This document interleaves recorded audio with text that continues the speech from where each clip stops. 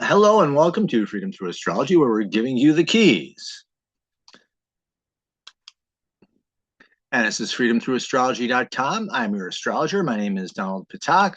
There's my contact information, standard YouTube copyright, and my content may not be used to train AI and its LLMs without appropriate compensation first. Translation, you can't afford it. Keys to the reading, because I do read astrology a little bit differently. Number one, I use constellational based astrology, sometimes called true sidereal astrology. Simply put, it's astrology by the visible sky. I'm looking at the planets and where they are in the sky right now and giving you interpretation based on that. Tropical astrology fixes the signs to seasons back in ancient Rome. I'm not in ancient Rome, neither are you, so why use it? Secondly, when you're using the visible sky between Scorpio and Sagittarius, there is another sign called Ophiuchus. It's the sign of the wounded healer. The symbol is of a person holding a snake by the head and the tail. Snake in ancient times symbolized knowledge. So when you have a person holding a snake by head and the tail, it's controlling knowledge or using knowledge. And in the mythos, it was using knowledge to heal themselves so they could heal others with similar wounds. Another point here, a difference is that I use the natural size of the constellations. Mother Nature, the Divine Feminine, whatever you believe in. Constellations are made. They were made in all different sizes. Virgo is huge at just under 50 degrees. Libra, Scorpio, Fucus, Cancer, Aquarius, or not Aquarius, Aries, they're all individually less than 25 degrees. So signs are all different sizes. That's the wisdom of spirit. So I follow that. And I use the astrological midpoints because the IAU boundaries are arbitrarily drawn. Athan Shimenti noted this in his explorations when he was looking at the IAU boundary between Ophiuchus and Scorpio, and he noticed stars from Scorpio in over the border, IAU border of Ophiuchus. So what he did was he took the zodiac belt, last bright star of Scorpio, first bright star of Ophiuchus, what's the midpoint? And then he did that around the entire chart. So I'm using the midpoints. I think it's a little bit more accurate. And here's the reading part two. I interpret using evolutionary astrology. Um, Evolutionary astrology says that these transits are lessons to learn and that you have freedom of choice. There's a goal that you aim for, and then you freedom of choice. You can choose the shadow, as I call it. So you have freedom of choice. You're fated to face these transits. How you do it is up to you.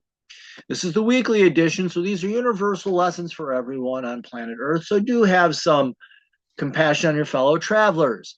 Dates and times are based on the Eastern U.S. time zone, as I'm outside of Buffalo, New York. I am working within 1 degree of exact because that makes it manageable for me. If I could go wider, I would get overwhelmed, and if I'm overwhelmed, you're lost. And 1 degree seems to be the industry standard. I'm selling out on that much. And the software that I use is Capricorn by Prometheus, which will be made available again soon through the ISAA, from what I understand. Okay, that was an interesting noise. Hold on a second. There we go. So these are the weekly transits for the week of March 9th through 15th. I'm hoping to get back into a regular schedule where I get these out on Sunday night. This weekend was just a mess with things that happened. So I was ready to, but daylight savings, amongst other issues, just made it not possible. So, but the sun, let's talk about the sun. It starts the week in Aquarius and moves into Pisces. So we'll be in Pisces season. Welcome to Pisces season, finally. And that sets us up for the equinox. When we get the equinox in March, it will be rising in Pisces. The moon is relatively busy this week. Monday, it's in Libra.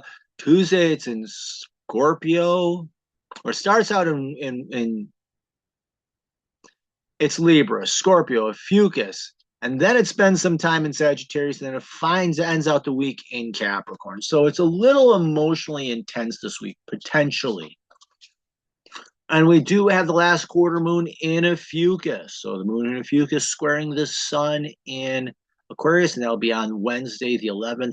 And I believe that's at 4:33 in the morning, if I remember correctly. So this is going to be happening very early in the day. Our active planets, they're kind of out of order here, but the sun, because it is moving, changing signs, I always like to highlight that. And secondly, Mars is actually the busy planet this week, does have transits to the nodes of the moon, plus a conjunction with Mercury. So learning courage and assertiveness, and how are you working with that? We do not have any long transits, and usually these are the outer planets. Jupiter through Pluto and Chiron interacting with each other, and throw the nodes of the moon in there as well, because they do have a very slow, long transit themselves. So we don't have any. We got a little bit of a breather there. Jupiter is moving station direct this week. In fact, it'll be late Monday night is when it begins that change. So we'll be talking about that shortly. And that leaves us our only retrograde planet being Mercury.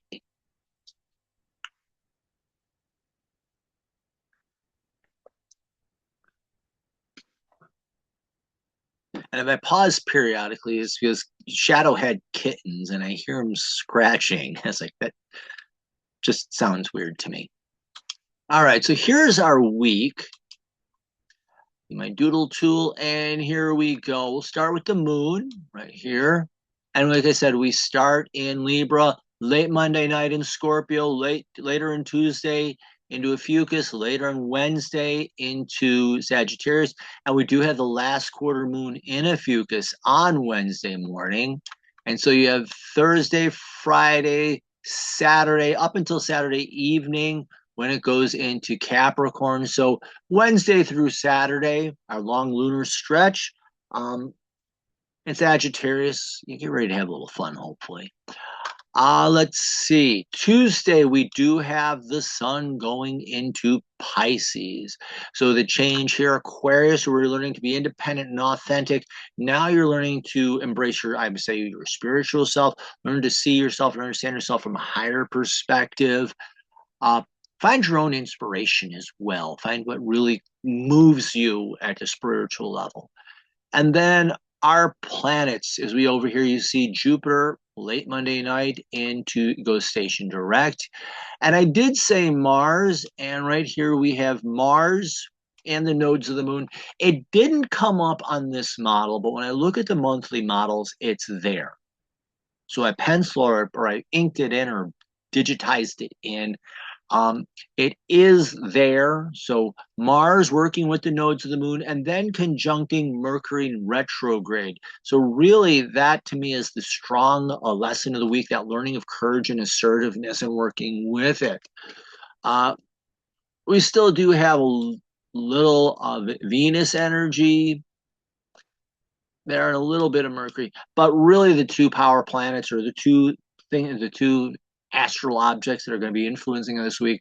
Number one, again, we're dealing with the sign change with the sun, always affects everyone, definitely Pisces, but then Mars, learning courage and assertiveness.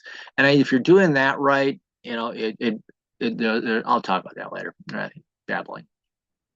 Yeah, Shadow had kittens, so that's another surprise this weekend. Love my kittens, but they really got to tone it down. Is there anything else on this? No. Okay. So here we go. From this weekend, we have Venus conjuncting Saturn. Venus dealing with relationships, your ability to work and connect with other people, and Saturn maturing, growing, developing. But in Pisces, I would say more at a spiritual level or at a deeper level. You're maturing and growing and taking relationships to a deeper level. You could also say a higher level. But you're really growing and developing your relationships. And in Pisces, a key thing in growing and maturing in Pisces is learning to be present. I think a great lesson of Pisces is being present and in this moment. Not worry about tomorrow or yesterday. Be here now, to quote Ram Dass. Um,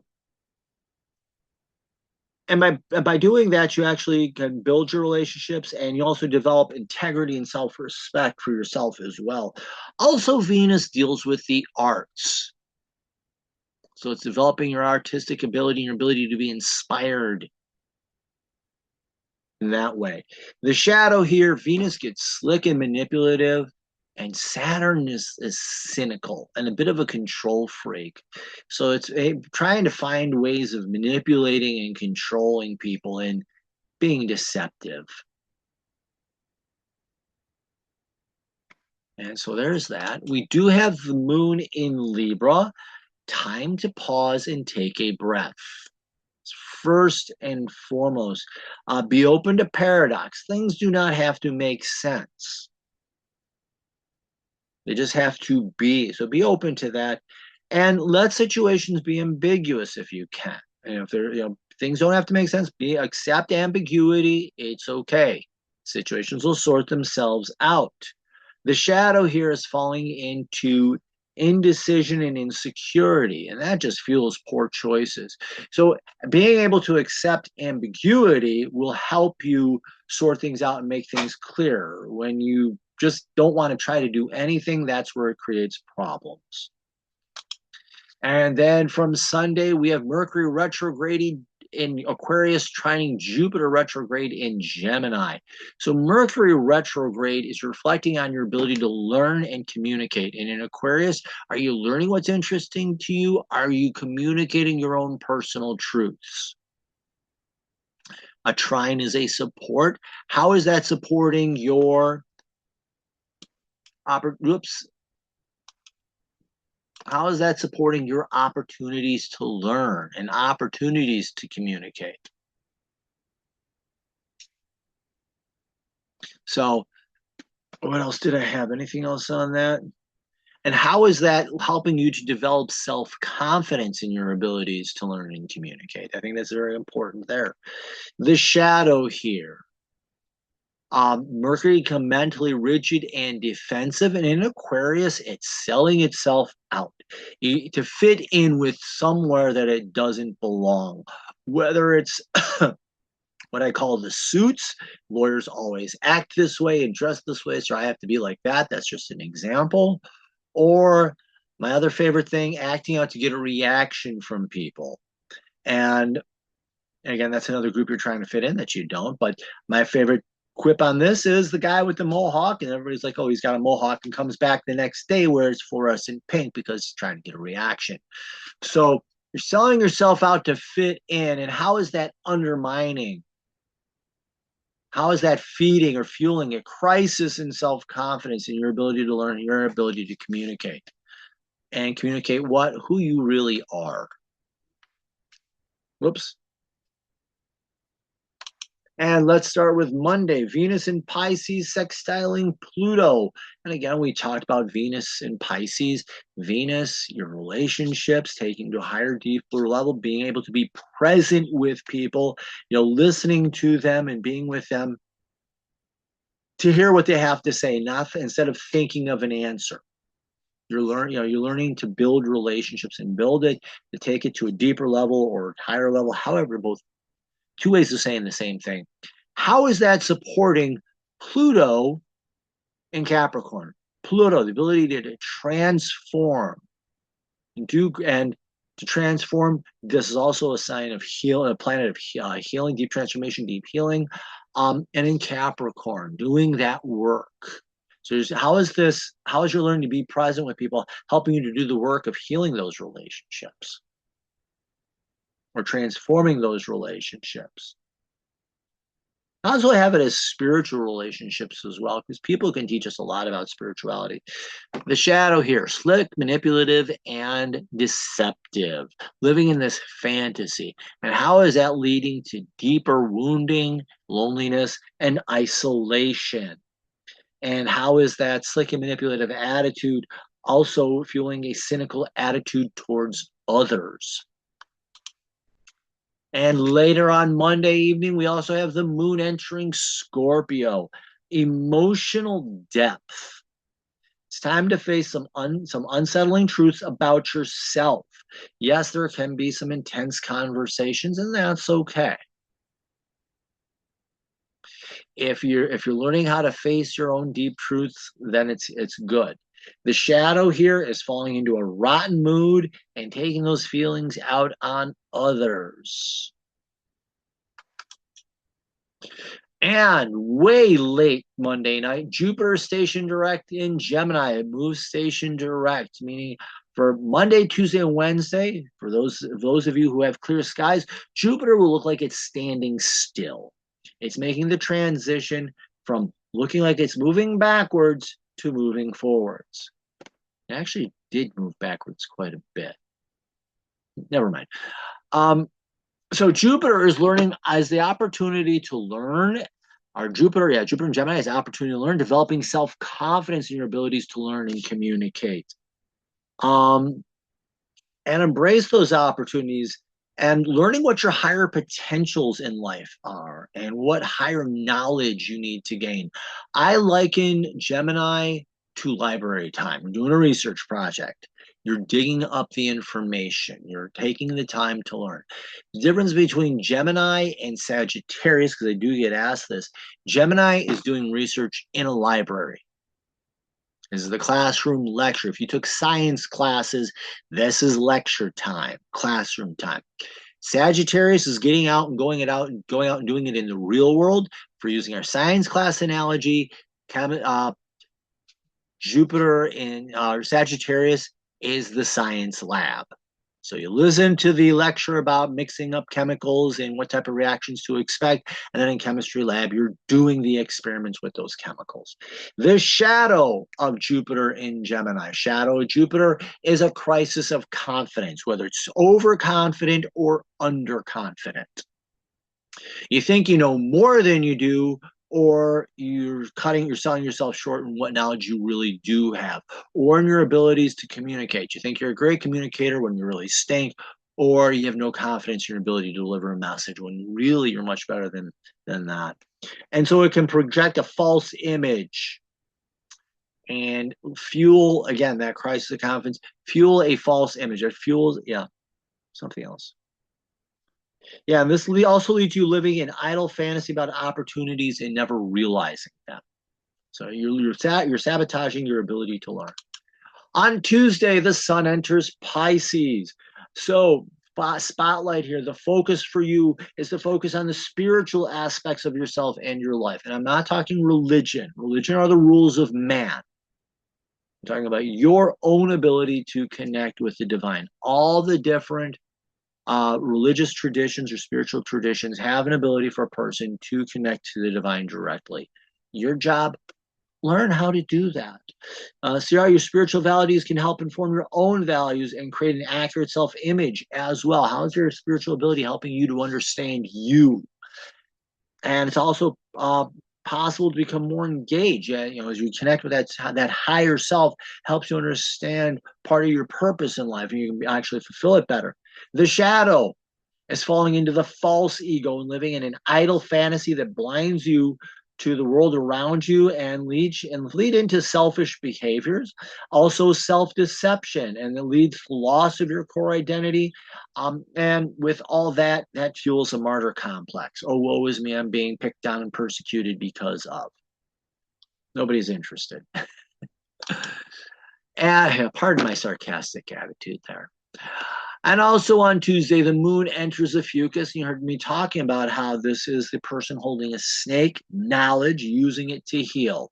So this is about healing your emotional self. The moon, also in this tradition that I use for evolutionary astrology, is the soul. So this is emotional healing, also healing the soul. So it's time to rest and heal from the wounds of life. Look to see what knowledge and wisdom can be gained from your experiences, and also pay attention to the healers who are helping you to heal. A time of emotional healing. The shadow is refusing to heal or wounding others. Misery loves company. Taking that knowledge that they hurt you and turning it around and using it to ruin other people's lives. That. Whoops. And on Wednesday morning at 4:33 a.m. ET Eastern Time, your mileage may vary. We have the last quarter moon in Ophiuchus, which is the moon in Ophiuchus squaring the sun in Pisces. Now, this is a waning square, which is about releasing. So the square is a challenge. The purpose is to strengthen you. Think of it as a stepping stone as well. It's a purpose, it's a challenge that strengthens you. So as you're healing these wounds, challenges to release it so that you can embrace more of your higher self and your higher identity about yourself and gain higher knowledge. And that can be a very healing experience, not only for your soul, your emotional self, but also for your core identity. The shadow here is playing out your emotional wounds, leads to a stumbling block or a crushing burden. That's the shadow of the square. And it fuels the false ego, the creation of an identity as a self-styled martyr. This playing up these wounds fuels the victimhood complex.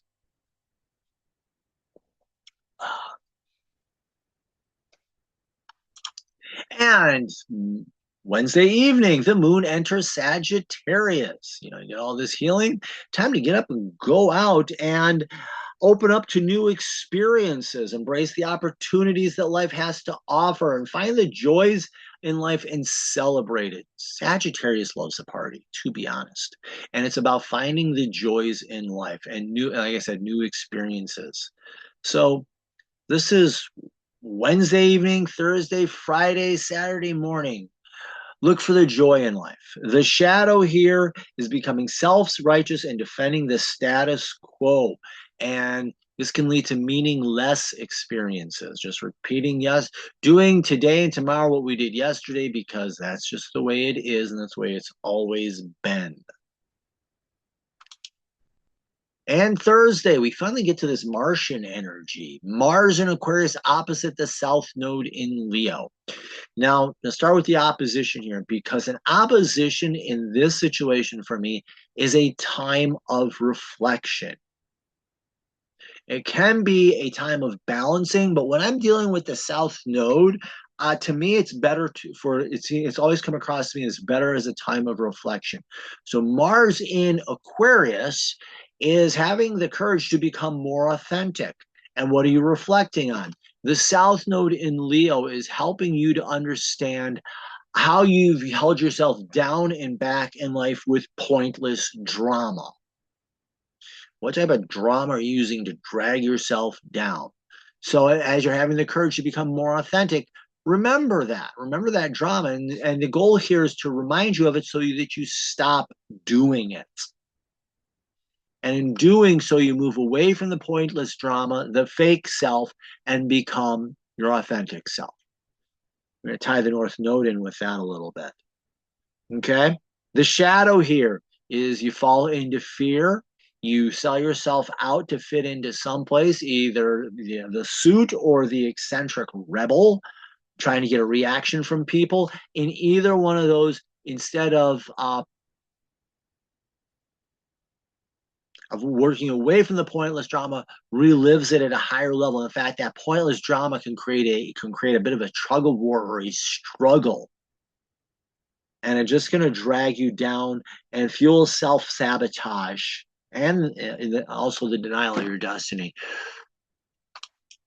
And Mars conjunct the North Node in Aquarius, having the courage to make your North Node, your destiny. If you were to call it the North Star, that would almost kind of make sense, except for it's not the North Star in the sky, but it's your own personal North Star.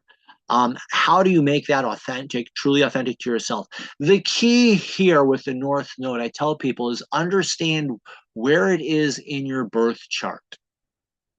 So go to your birth chart. Where is it in your birth chart? I'll use my own as an example. It's in Pisces. I'm here to learn these grand spiritual lessons. How do I make those spiritual lessons authentic to myself? Having the courage to do that work. And so that would be Mars conjunct the North Node.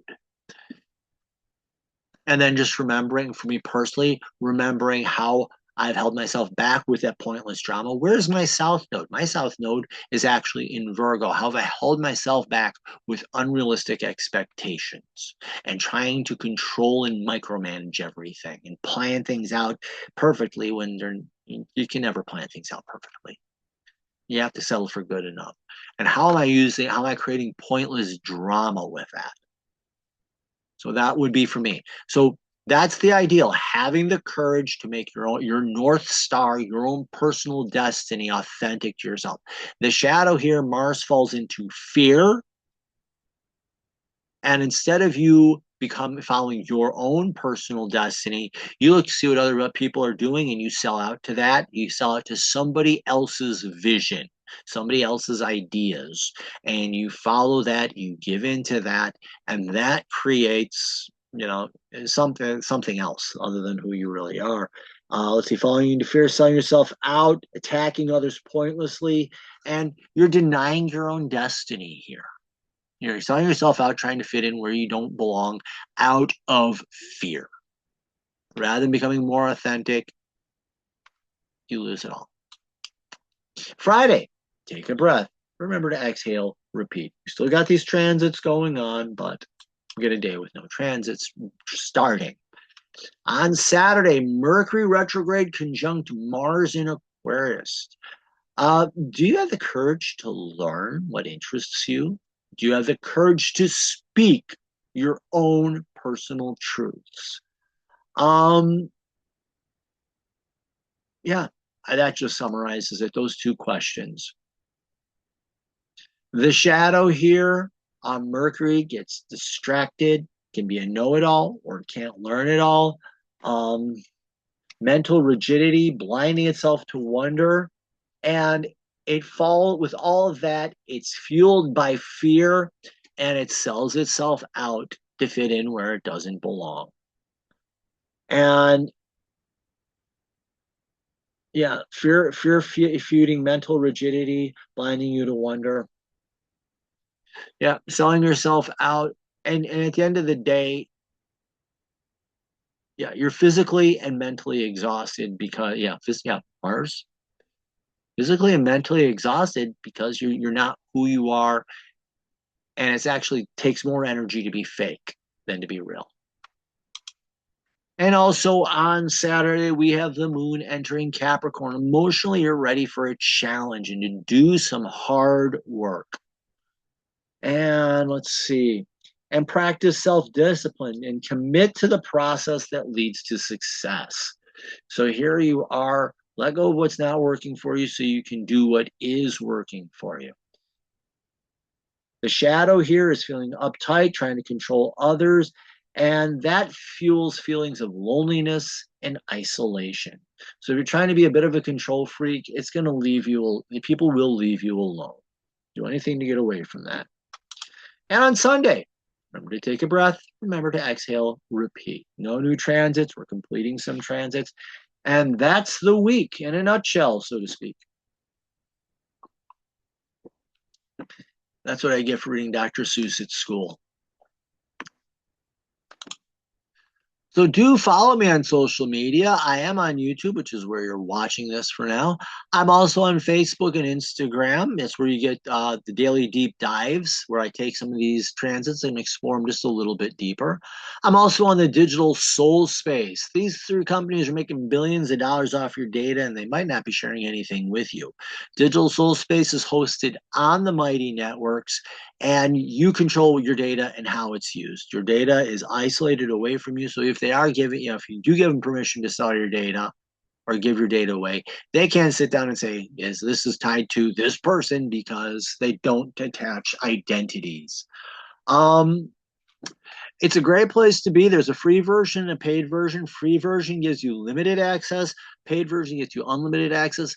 But on there, you get first of all, it's a bully-free zone. We have 4 great monitors that keep the conversations where they belong.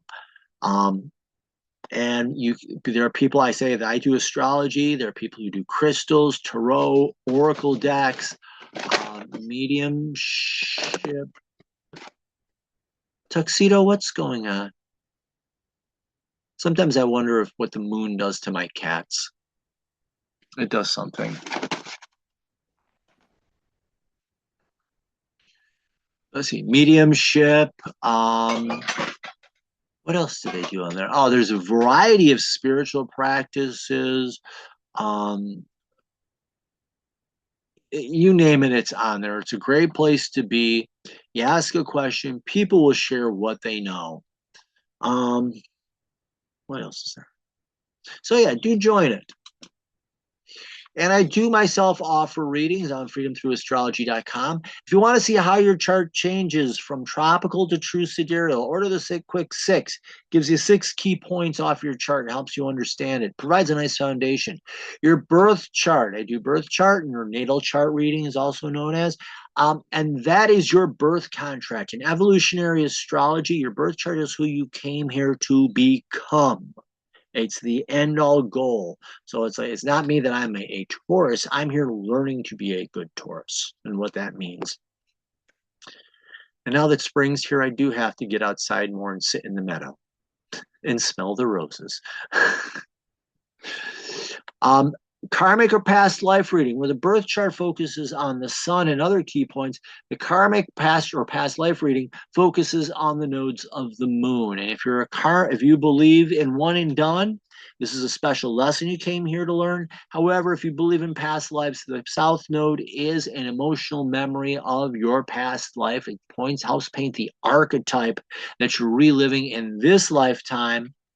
But if it's pointing out a problem, it gives you the solution, and I can help you understand the solution by terms of the North Node. I also read horoscopes, 1 year, just any 12 months in a row, 3 months, any 3 months in a row, or any 1 month. And that can be first of the month to the last of the month, or new moon to new moon. There are some people who like that. I also do packages. I also do consultation times, anything from half an hour to an hour and a half, where you just ask me questions and I give you the best answer I can. I do offer packages that combine these readings at varying levels and combinations. So do go to freedomthroughastrology.com, like this video, follow me, share it. Do go to my website, sign up for the newsletter. It'll be in the pop-up, or you click on the subscribe button. All I need is an email address for a once-a-week newsletter giving you first information about the transits for the week. So thank you very much. I hope you have the best week possible. Like, follow, share, and remember, in the visible sky, your life changes. Have the best week possible, and happy Pisces season, everyone.